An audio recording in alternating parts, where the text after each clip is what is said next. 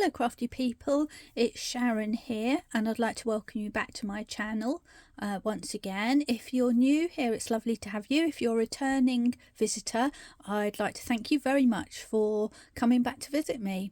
And today I thought I would create a card where we're going to focus a lot on the background here, but I thought we'd do something for the boys for a change because most of my cards admittedly are girly cards. So today we're going to have a little bit of fun with some ink pads, some water and some silhouette stamps here, which come from the latest Sheena Douglass release, which is called First Love.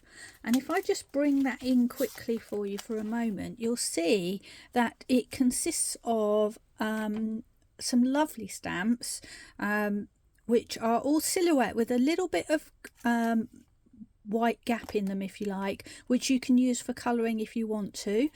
We also have some lovely textures, and we also have lots of nice sentiments and things in there. So if you're looking for those, you'll get them at sheenasacademy.com. So today I'm making a C5 card, and so what I've done is I've got a piece of thick heavyweight cardstock, smooth, it's about 300 GSM, and I've cut it to measure 10 centimeters across and 14 centimeters down, which kind of fits on my card. In fact, I might just make it a little smudge narrower and make it 9.5, so I'll just pause while I go ahead and do that. Okay, so I've just gone and cut another 0.5 centimetre off the side, so it's 9.5 times 14 now. And the idea of that is just so that if I make a C5 card, I'm just giving myself a little bit bigger border around the edge of that card, as you can see here. So let's begin. First of all, we're going to create our background, and for me I'm using some distress inks, but you can use any sort of dye-based ink really. What you need is a nice smooth non-porous surface, so I've got my glass mat here and we're going to work directly onto the mat. And the two colours I've chosen are brushed corduroy and lumberjack plaid, I think that's what you call it, and they're just the regular distress oxides because they're a little bit more chalky, so I've gone with an oxide as opposed to the standard ones. So all I'm going to do is take my ink pad and just start to put down some colour on my mat just by pressing it down. You can either go flat like this or on the edges like I am, which will give you a little bit more movement and room to play around. And then picking up my red, which is a much stronger colour, so I'm not going to go in so heavy with this, but I'm going to go different directions again and just add some of that in there. And then the next thing we're going to do is take a water spray and just spray some ink onto the some water onto there, and as you'll see it starts to move. So it's up to you whether you spray it a lot or a little. And then what I also like to do is just taking a regular paintbrush, you can then play around with it and start to move it around a little bit and direct it if you want to. Or you can do that with your fingers, of course.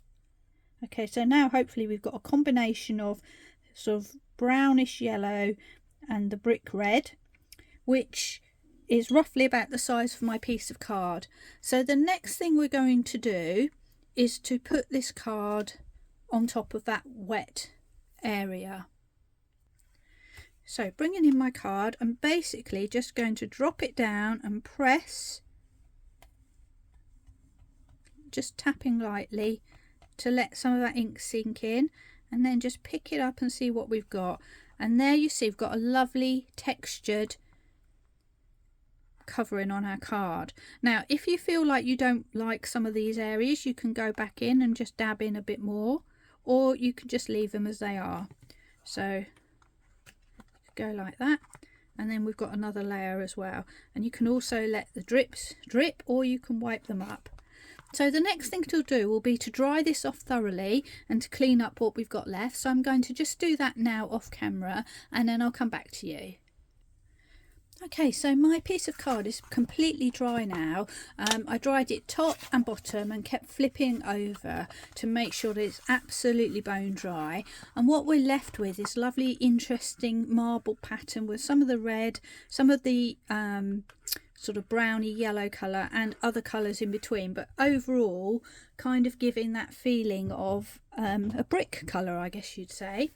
So the next thing I want to do is just to bring in some grounding really, and now I'm going to revert to my regular distress inks rather than the oxides. But of course, if you've only got one or the other, you can use your oxides just as easily, or any other dye ink pad that you've got. And I'm going to use scorched timber in this case to create a ground line. I've got a round brush here, and all I'm going to do is just to start to bring that in, and you can see it's very strong. So I might just get a little bit of spare paper to dab off, just to make sure I don't overdo it.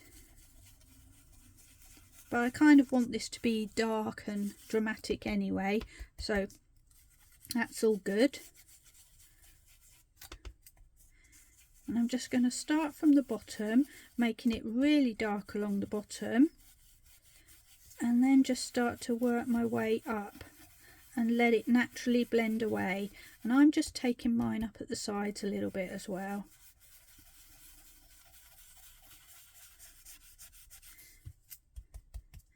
And then we can just carry on bringing that colour in as far as you really want to go.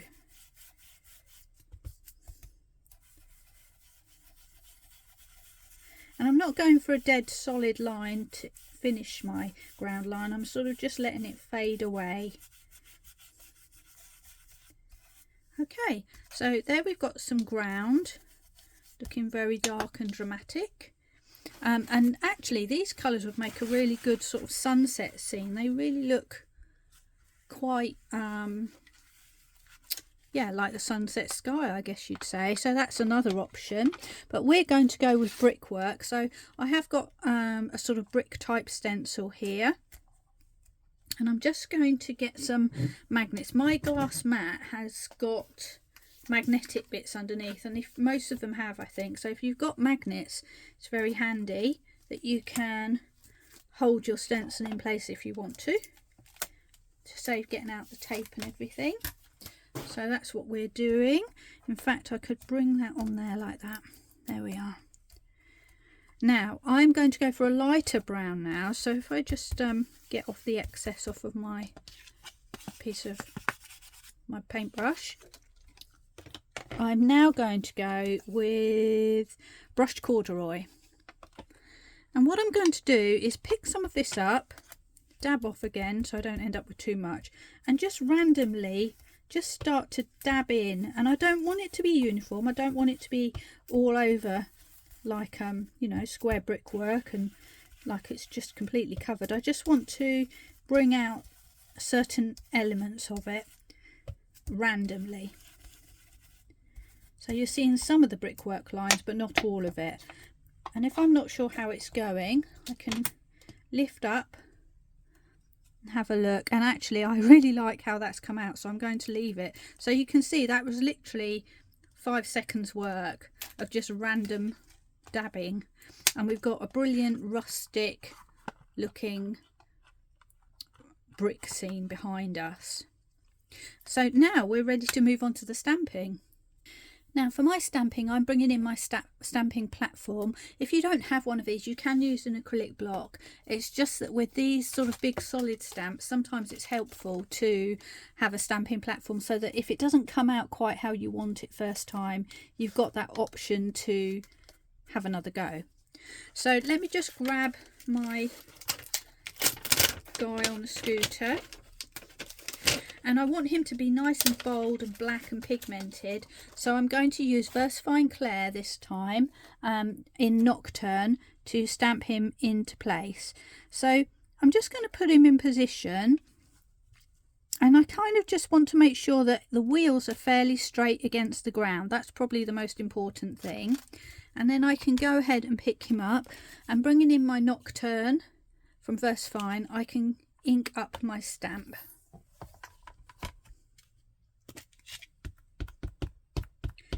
So as I'm inking, hopefully you can start to see the image coming out, and you'll notice that for the most part it is black, but there are certain highlight areas in there which just give it a little bit of life rather than a solid silhouette. And we're just going to press that down and give that a moment for our ink to sink in there to the page.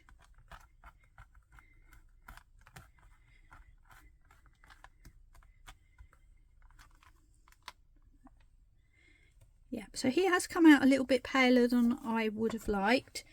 So I'm just going to go in there and maybe just give him another stamp, just to deepen that colour a little bit.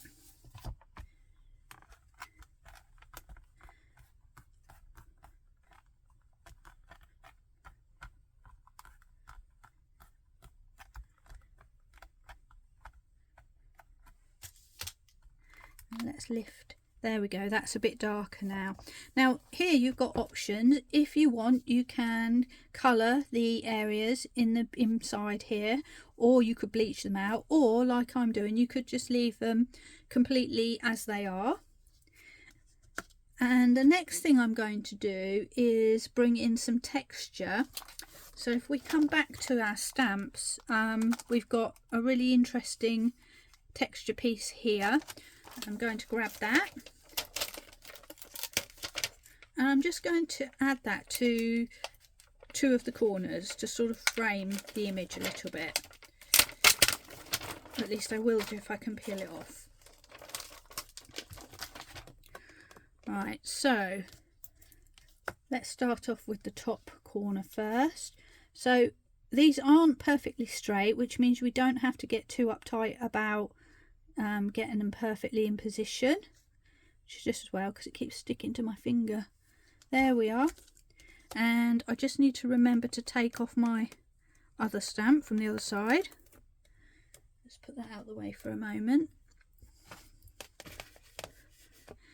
And then we are ready to pick up the next stamp.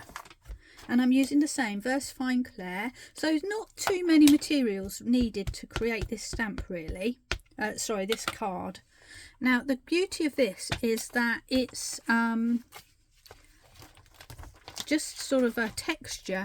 So if it doesn't come out as a perfect stamp, so much the better. There we go, because that's what we want, a bit of rustic texture in there. And then what I'm going to do is flip my card around, and I'm going to do something similar on the bottom. I just need to give my stamp a little wipe because I'm probably going to have to move it again. So picking up the very same stamp, I'm going to put that down the bottom there.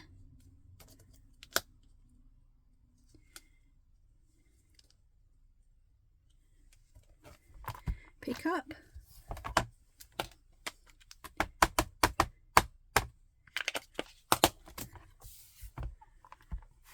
and stamp,